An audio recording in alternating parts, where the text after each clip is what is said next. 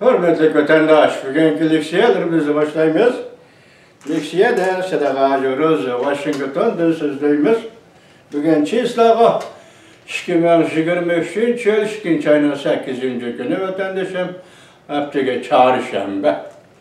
Sizlerge söz aydıgan leksiyadan avval vaziyet neyse sizlerge ma'lum yakından biri Amerika Qo'shma Shtatlari havoda valikiga tajovuz qilib kirgan Jungoning josuslik shari voqeasi butun Amerikada g'azab qo'zg'adi. Endi shunga munosabatli qoldi desakmi, to'g'ri bo'ladi-ki, tunagan 87-kunida Amerika Qo'shma Shtatlarining prezidenti Joe Biden davlat majlisida davlat xiti e'lon qildi, ya'ni davlat siyosiy nutq so'zladi. Yani şunun munosabatli davlat majlisida tunji qatim Jungoning josuslik sharini Amerika havo tavasiga tajovuz qilib kirganligiga munosabatli maqsad shundoq mazmun bo'yicha, mavzu bo'yicha davlat majlisida guvohlik berish yig'ini o'tkazildi. Bugungi vaziyatimiz mana shu to'g'ri vaziyat va leksiya anlaysizlar vatandoshlar. Sizlarning bu leksiyani qat'iy qilib anlaydiganliginglarni bilaman va buning ishonaman, chunki 2003 yilida Amerika Qo'shma Shtatlari bilan Junxo Xalq Jumhuriyatining davlatlik munosabati o yangi yilga qanday kirib keldi degan shundoq savolga bugun dastlabdilar mushu leksiyalardan yoki Amerikada davlat majlisida bo'layotgan ishlardan va davlat xitining mazmunidan vaqif bo'lisizlar vatandoshlar. Mavzu bunda.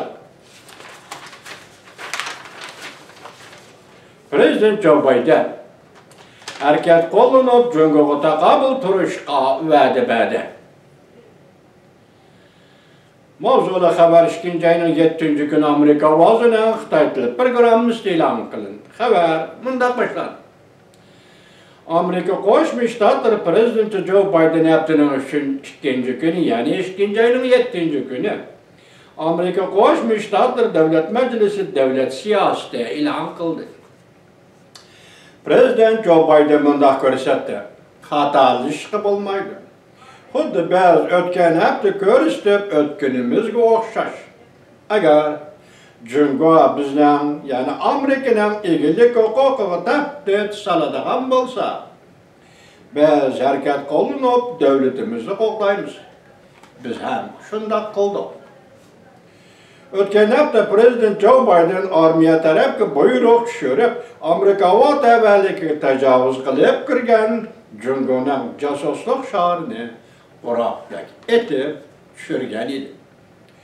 Beijing bo'lsa bu to'g'rida mundaq dedi: bu shahar xalq turmushini shiltadigan shahar kema. Shamol kuchiga qarshi tura olmay Amerika havo tavalligiga xatolashib kirib qoldi. Biz Amerika qattiq javob qaytaramiz. Qadam-qadam inkas qaytarish huquqimizni saqlab qolamiz. Prezident Joe Biden davlat siyosati nutqida mundaq ko'rsatdi: Men rais Xi Jinpingga biz raqobatlashimiz, to'qinish paydo qilmaymiz deb ko'rsatgan edi. Kengash palatasi tashqi munosabatlar komiteti senatori Jim Reid bayonotida bunday ko'rsatdi: Prezident Joe Biden hukumati Rossiyani ranjitib qo'yishdan ansirab, Ukrainani xalqlar tarafdan qo'llashni kechiktirib o'tdi. Hozir biz Tayvan masalasida shunday ahvolga duch keldik. Ojizlik, ig'vogarchilik qilishlarni boshlab keldi.